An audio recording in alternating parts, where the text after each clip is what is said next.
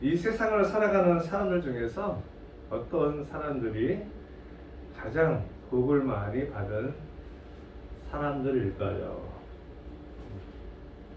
우리가 흔하게 얘기하는 복받은 삶이란 어떠한 삶이 복을 받은 삶일까요?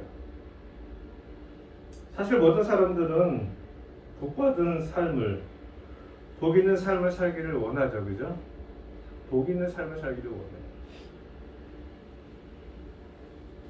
그래서 야, 저 가정은 참 복받은 가정이야 라는 말들을 하기도 하고요.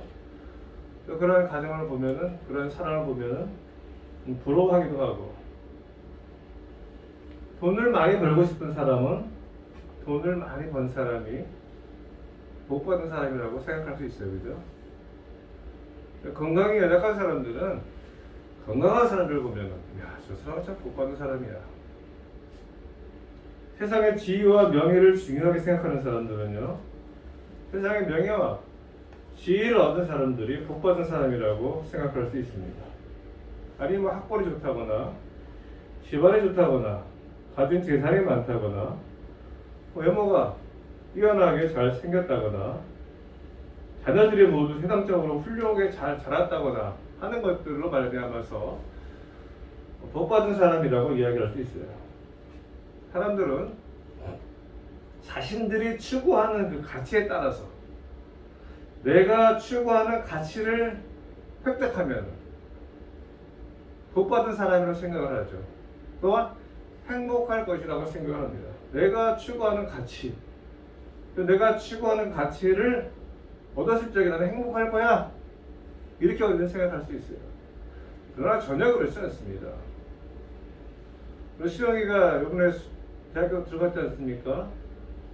야, 내 대학교만 들어가면, 내가 원하는 대학만 들어가면 나는 정말 행복할 거야. 대학에 들어갔는데 잠시는 행복해요, 그죠? 잠시예요, 잠시. 그죠, 수영아? 잠시 행복해요.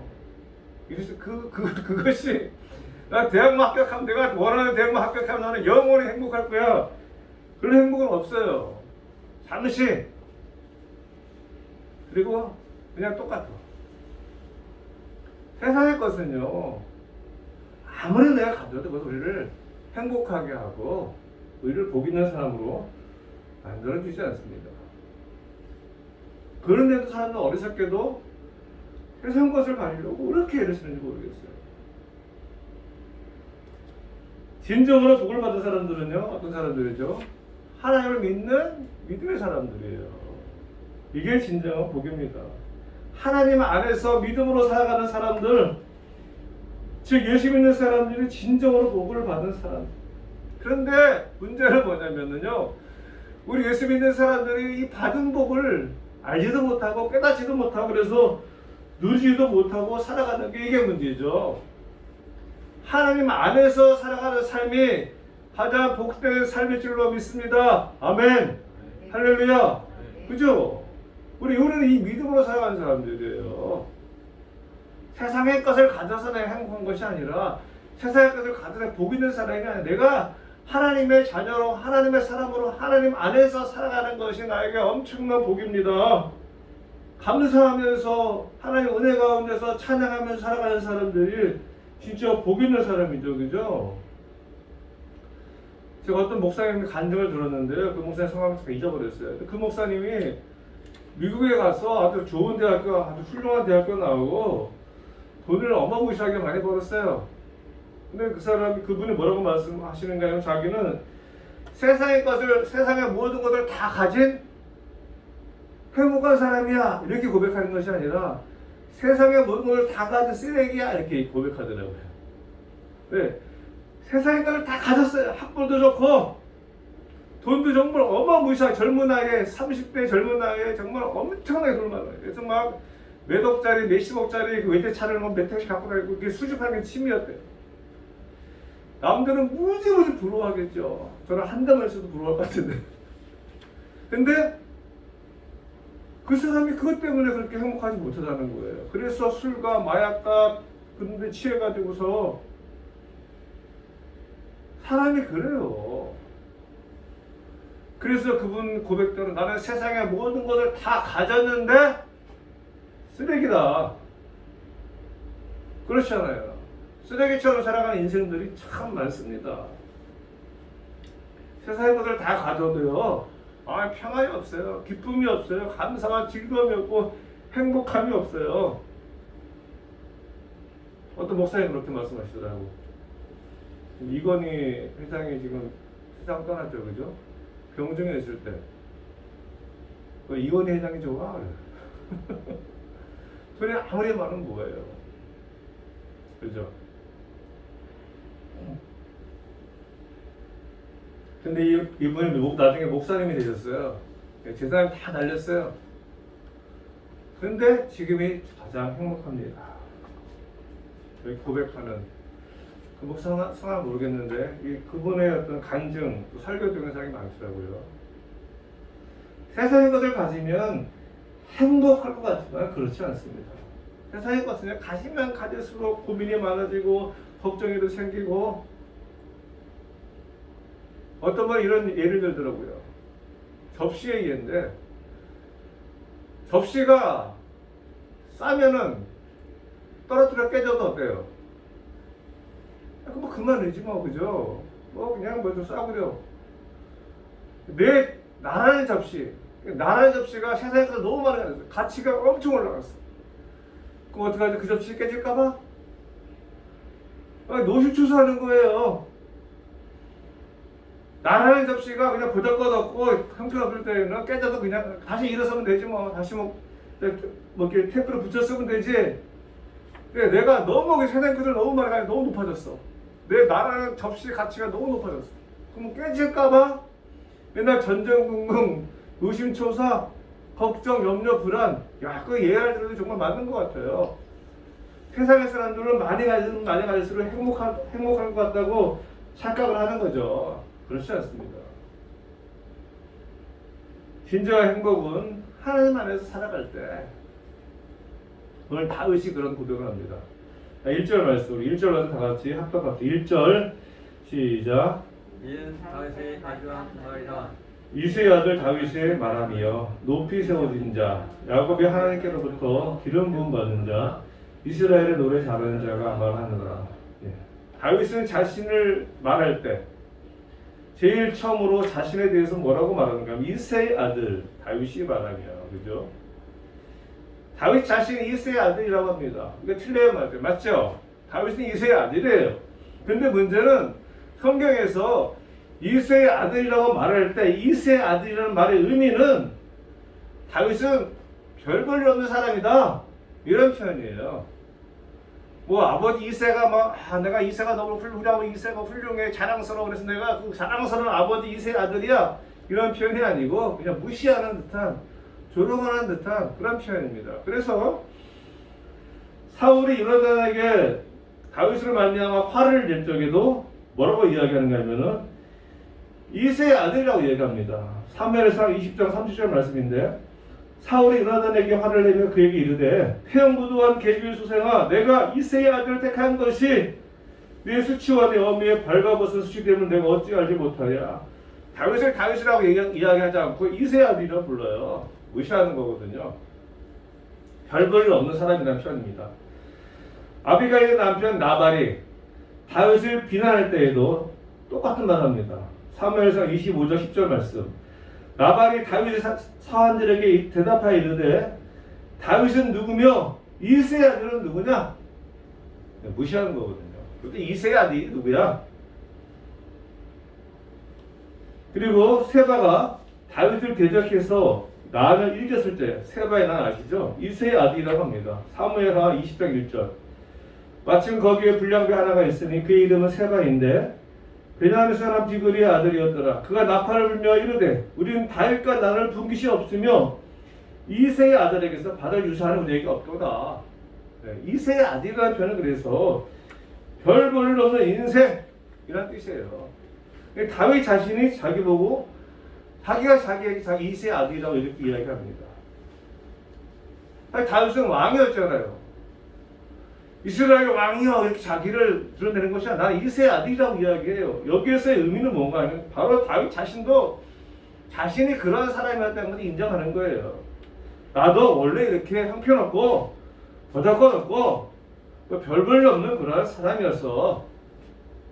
그래, 나는 별 볼일 없는 사람이었어. 그냥 평범한 사람이었어. 그냥 아버지 밑에서 양이나 치던 그런 목동에 불과한 사람이었어 라고 자신이 인정하는 거예요.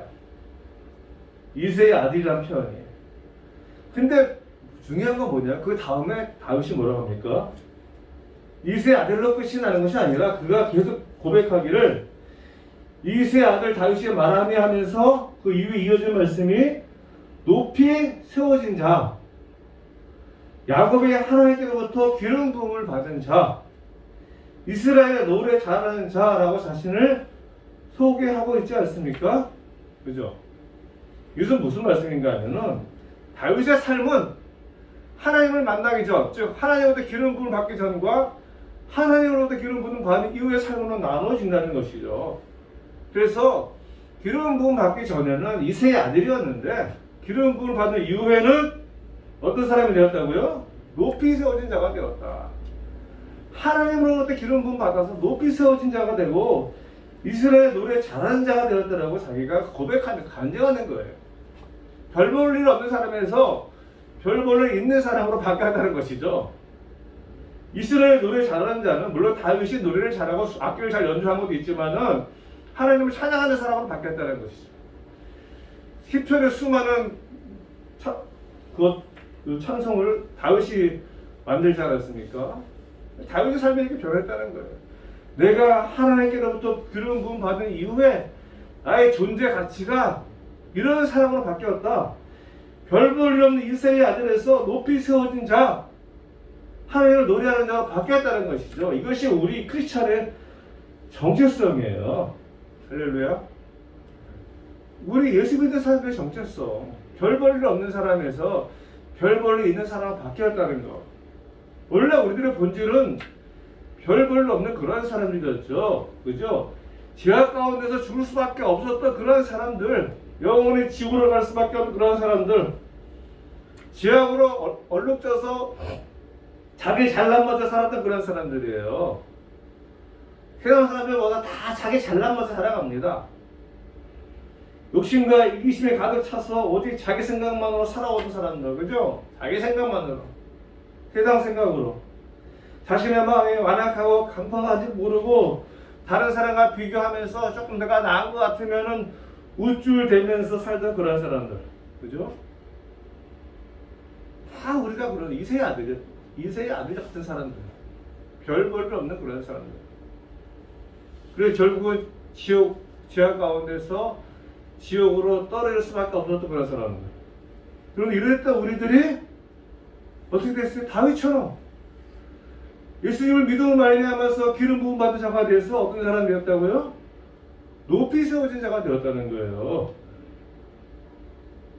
하나님을 찬양하며 노래하며 살아가는 그런 자들이 되었다는 거죠. 즉 하나님 아버지의 아들이 되었다는 거. 엄청난 신분의 변화. 이 이승의 아들이 아니라는 거예요. 그래서 이것이 우리 바로 하나님을 믿는 사람들의 정체성. 내가 하나님의 자녀다. 높이 세워진 자가 되었다. 바로 저와 여러분이 이러한 자가 되었다는 거예요. 안 믿어지십니까? 그럼 인사해 봅시다. 성도님은 하나님의 자녀입니다 하고요. 성도님은 하나님의 자녀입니다. 인사해 보세요. 성도님은 하나님의 자녀입니다. 이게 엄청난 가치거든요. 혹시 여러분들 하나님의 자녀가 된 것보다 빌 게이츠 자녀가 된 것이 더 기쁜 사람 계십니까? 아, 난 하나님 자녀 필요 없어.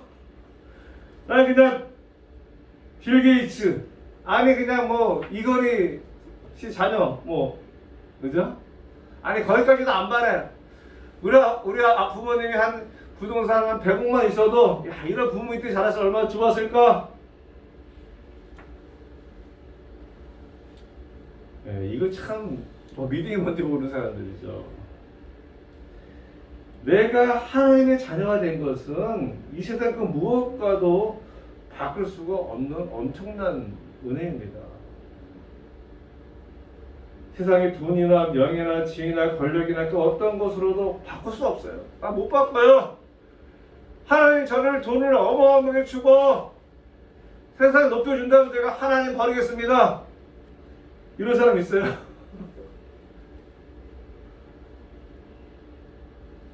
비록 무화과 나무 잎이 마르고, 그죠?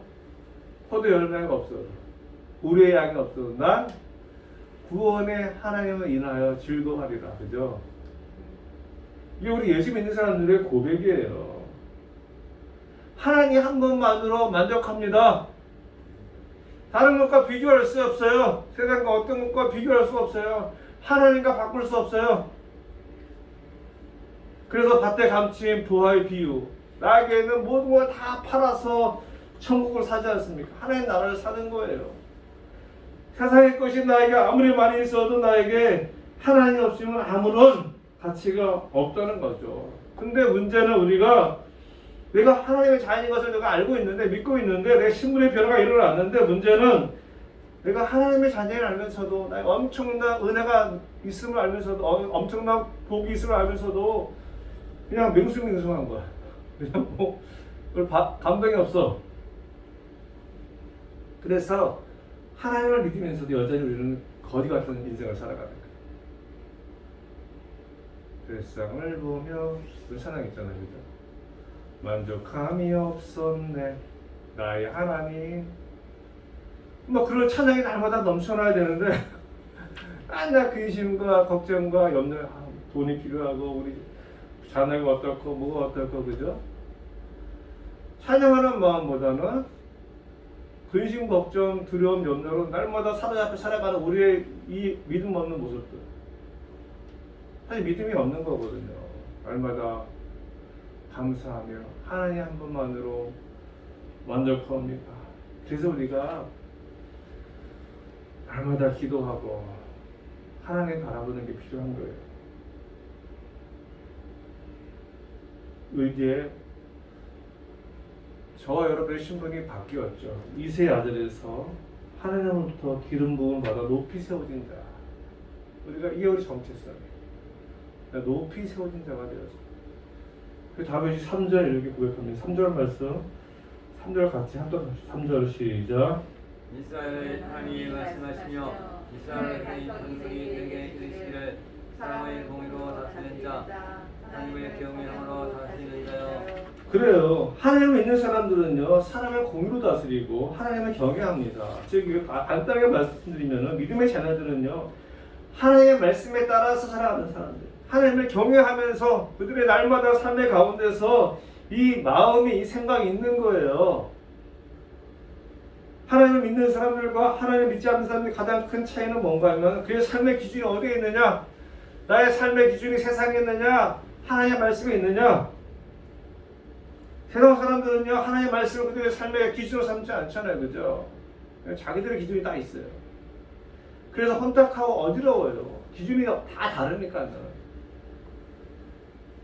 그러나 하나님을 믿는 사람들은 하나님의 말씀을 기준으로 삼고 살아가는 것이죠.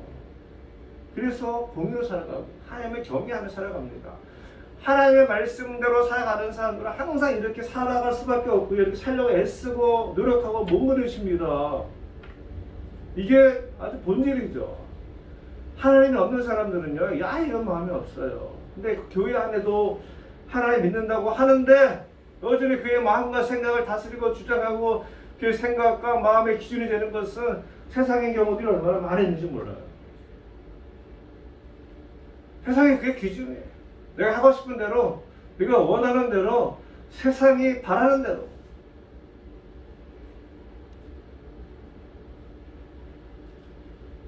그러나 하나님의 사람들은요, 공의로 살아가고 하나님의 의로 살아가고 하나님을 경외하며 살아가는 사람. 이러한 사람들의 삶에 어떠한 결과가 일어납니까? 4절 말씀 같이 시작. 그는 돋는 해의 아침빛 같고 구름 없는 아침 같고 비 내린 후의 강선으로 땅에서 우미 도는 새풀 같으니라 하시도다. 그래요. 하나님의 말씀에 따라서 공의롭고 하나님을 경외하며 사는 사람들에게는 돋는 해 아침에 뜨는 해, 수많은 사람들이 그냥 그 아침 해 보기 위해서 나한테 1월 1일만 되면 그냥 전국각도 다 달려가지 않습니까? 여러분 달려가지 마세요. 여러분들이 바로 그런 돈을 해라는 겁니다. 여러분들 그러세요. 나를 바라봐. 일시를 보러 가지 말고 나를 바라봐. 내가 돈 눈해야 돈 눈에 아침이 같고 얼마나 영광스러운 표현, 얼마나 자랑스러운 표현이에요. 구름 없는 아침 같고 찬란하잖아요. 구름 없는 아침에 햇빛이 쫙 올라올까 하면 보세요. 그 진지사님은 뜨는 해보다 지는 해를 많이 보셨나? 섬에서. 그죠? 지는 해도 구름 없는 지는 해는 또 찬란하죠. 비 내린 후에 강산으로 땅에서 의미없는 새풀, 이야, 얼마나 싱그럽습니까? 그 비 온 후에 그 햇빛에 아침 찬란하게 비치는 그 새싹 잎을 보면 얼마나 참 신비로운지 몰라요. 영롱하잖아요. 저와 여러분이 그러한 존재라는 거예요. 세상이 줄 수 없는 엄청난 영광, 세상과 감히 비교할 수 없는 자랑스러운 일이죠. 이 축복이 저와 여러분이 주어졌다. 우리 이런 긍지와 자부심이 없는 하나님 믿는 하나님의 자녀들이 힘이 없어요. 세상의 기준으로 바라보기 때문에 그래요. 나 가진 게 없어. 난 배운 게 없어. 나 능력이 없어. 돈이 없어. 세상에 지위가 없어. 그거 아무런 관계가 없어. 앞서 말씀드린 것 그것이 우리에게 진정한 복이 되지 않는 것. 그런데 여전히 우리는 그것도 약간 비교하는 거예요. 그 자신의 별 볼일 없는 사람을 자꾸 비하해버려요. 왜 그게 별 볼일 없는 사람을 왜 자신을 비하합니까? 어떤 사람들은요, 학교 다닐 때 공부 못한 거 평생의 한이야. 자기는 영원히 별 볼일 없는 사람이 됐어. 공부 못한 것과 별 볼일 없는 것과 뭔 관계가 있어요? 하나님은 각 모든 사람에게 다 은사를 주셨거든. 다 은사를 주셨어요. 근데 공부 못했다고 그냥 평생을 나는 좀 별 볼일 없는 사람이야. 여기 다 공부 잘하니까. 이게 정말 얼마나 우스운 생각이에요. 어떤 사람은 지가 서울대 나왔다고 그것만 가지고 이제 자랑하는 거야. 정말 별 볼일 없는 사람인데 서울대 나와서 어떤데? 그 의미가 없어요. 중요한 것은 내가 하나님의 자녀라는 거야. 그래서 아침에 돋는 해 같은 사람이 되었다는 거야. 이거는 세상 것과 전혀 관계없어. 단지 내가 예수님 믿으면은 이런 사람이 되었다는 거야. 다윗의 고백처럼 이새의 아들에서 높이 세워진 자가 되었거든요. 저와 여러분들이 높이 세워진 자가 된 사람들이에요. 자꾸 세상의 기준으로 나를 판단하고 나를 평가하지 마세요. 다른 사람도 마찬가지지만은 세상의 기준으로 판단해서는 안 돼요. 사람들을 우리가 우리의 자녀가 여럿이 그 세상의 기준으로 판단하는 부모는 잘못된 부모죠, 그죠? 우리 아들 셋인데 우리 아들은 공부 잘하는 아들, 공부 못하는 아들, 공부 안 하는 아들 이렇게 비교합니까? 부모들이 다 사랑스럽고 다 귀하고 다 가치가 있고, 그죠? 그렇죠. 하나님 우리를 볼 때도 마찬가지거든요. 세상의 기준으로 하나님 우리를 보지 않습니다. 근데 자꾸 우리는 세상의 기준으로 자기를 봐서 별 볼일 없는 사람하고 싶은 그러는 거예요. 내가 구원받은 하나님의 자녀는 그것으로 말 엄청나게 훌륭한 사람이다. 그리고 마지막으로 하나님께서 이런 영광스러운 자녀들에게 주는 축복의 말씀이, 약속의 말씀이 있어요. 5절 말씀 우리 합독 5절 말씀 시작. 내 집이 하나님 앞에 비같지 아니하냐. 하나님 나와 더불어 영원한 언약을 세우사 반세에 구비하고 견고하게 하셨으니 나의 모든 구원과 나의 모든 소원을 어찌 이루지 아니하시랴. 하나님이 다윗에게만 언약을 하신 것이 아니라 우리에게 언약하셨죠. 저와 여러분에게 영원한 언약을 하셨어요. 예수 그리스도를 믿음으로 말미암아서 하나님 우리에게 약속의 말씀을 주셨습니다. 그래서 그 말씀을 말미암아서 저 여러분의 모든 일에 만사에 아실 것이 없이 구비할 것이 없이는 구비하고는 만사에 아실 것이 없다는 거예요. 잘 갖춰주시고 견고하게 해주셨다고 말씀합니다. 그래서 어찌 우리의 구원을 이루지 아니하시고 우리의 모든 소원을 들어주시지 않겠느냐라고 다윗이 이야기하고 있지 않습니까? 그래서 하나님을 믿는 하나님의 자녀들은 하나님과 영원한 언약으로 말미암아서 반드시 흥하게 반드시 잘 되어 있습니다. 할렐루야. 반드시 잘 될 줄로 믿습니다. 긍정의 힘이 아니라 믿음의 힘이에요. 자꾸만 내 생각에 잡히면 안 돼요. 내가 지금 욕망 욕구인데 뭐가 하나님 뭘 잘 되겠습니까? 아니 하나님 잘 되게 하신다니까요. 이 믿음으로 살아가는 사람들이 믿음의 사람들이에요. 약속의 말씀을 언약의 말씀을 믿고 살아가는 사람들이 우리 믿음의 사람들이거든요. 근데 사탄은 계속 자주 끊임없이 우리를 이 약속의 말씀을 신뢰하지 못하게 만들어버려요. 부정하게 만들고 부인하게 만들고 우리의 자녀들의 부모가 아무리 얘기해도 그걸 믿지 못하면 얼마나 속이 상합니까? 그죠? 속이 상하잖아요. 정말 자식을 사랑하는 마음으로 내 너를 사랑해, 괜찮아, 걱정하지 마라, 도와줄게. 뭐 아니에요 어떻게 믿어 못 믿겠어요. 그러면 속 터지는 거죠 이제 부모는. 부모는 속 터지는 거 아니겠어요? 여러분도 하나님 속 터뜨리지 마세요. 우리는 자주 하나님의 속을 터뜨리는 거야. 자기 생각으로, 그죠? 하나님은 아니라는데, 하나님이 영원한 언약의 말씀 주셨다는데, 근데 자꾸 자기 생각에 사로잡혀서 하나님의 속을 터뜨리는 거죠. 우리가 이렇게 찬양합니다. 그래서 우리가 믿음으로 사는 자는 하늘 위로 받겠네. 무슨 일을 만나든지 만사 형통하리라. 할렐루야. 이게 왜 믿음이에요?